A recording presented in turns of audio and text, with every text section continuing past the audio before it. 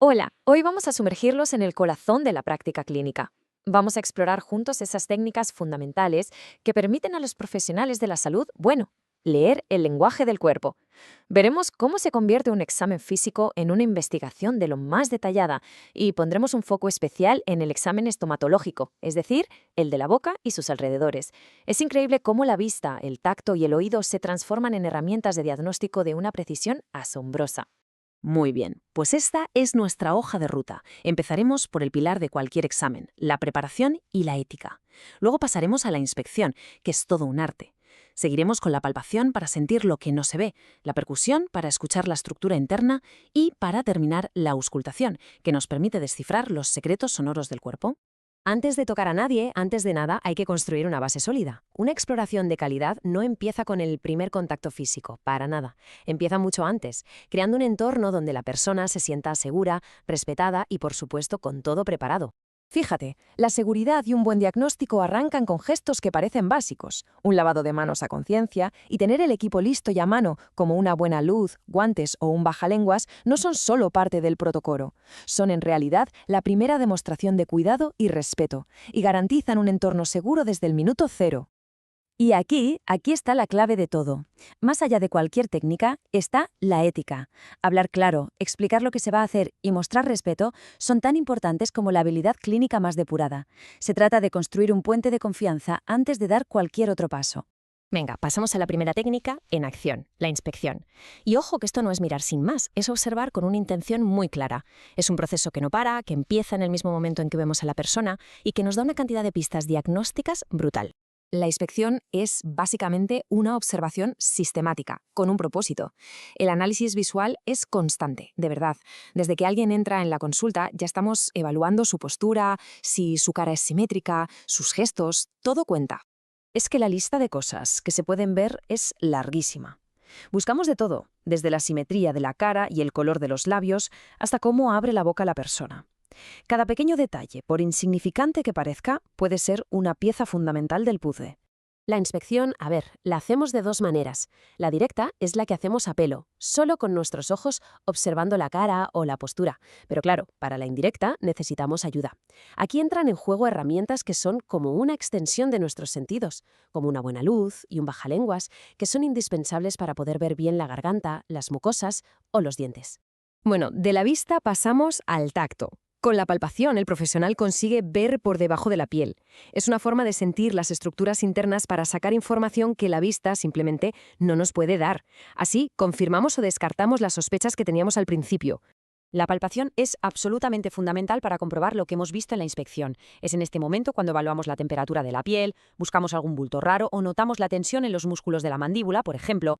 Esta frase es oro puro y refuerza lo que decíamos al principio, el consentimiento es sagrado.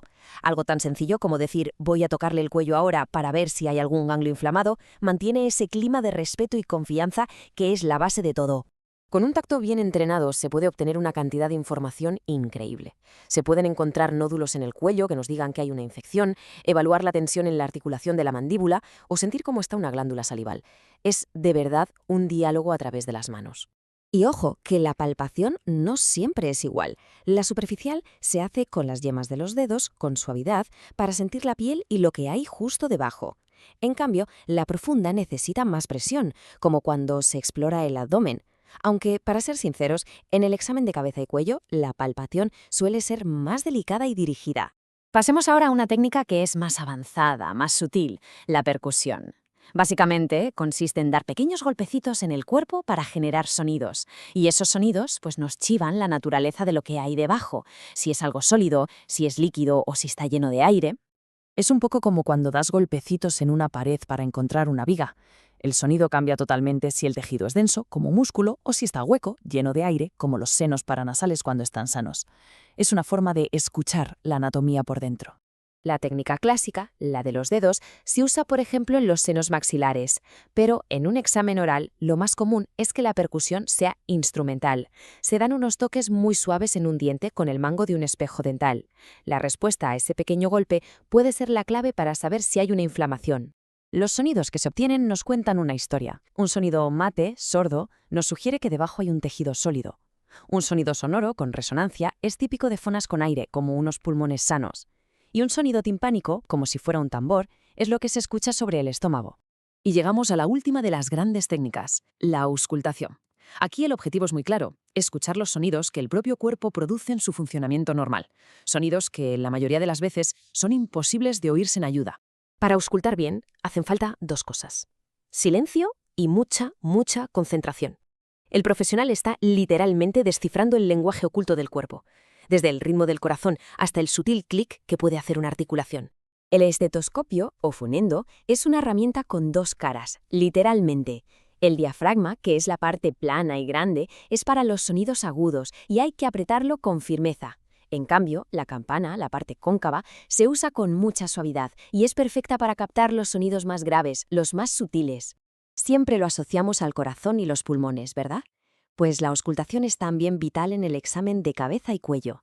Por ejemplo, al colocar el diafragma sobre la articulación de la mandíbula, se pueden detectar clics al abrir y cerrar la boca. O al auscultar las arterias del cuello, se pueden descubrir soplos que nos indican que el flujo de la sangre no va como debería. Y este es el punto más importante de todos. Ninguna de estas técnicas funciona por su cuenta. Son herramientas que se van entrelazando para construir un diagnóstico. Lo que ves en la inspección lo confirmas con la palpación del cuello. Una sospecha que te da la percusión en un diente, la investigas más a fondo. Juntas, todas ellas crean una imagen diagnóstica completa y fiable.